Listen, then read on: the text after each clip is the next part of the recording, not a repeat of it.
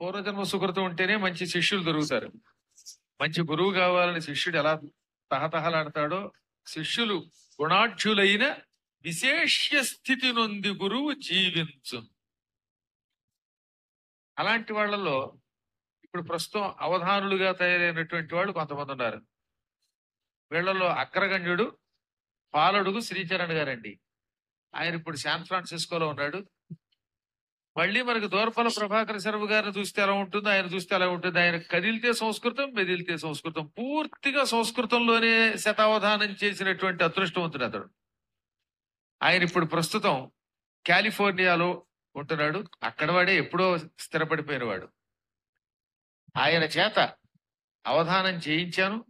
దిశత అవధానం కూడా మొన్ననే నేను నాతో పాటు సహసంచాలకుడిగా మద్దూరి వారు కూడా ఉండి మిల్పిటాస్ సత్యనారాయణ స్వామి గుడిలో చేయించాం.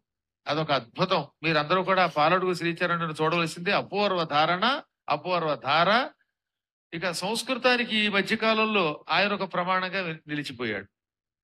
ఆ తర్వాత ఇప్పుడు ఈ భరత శర్మ.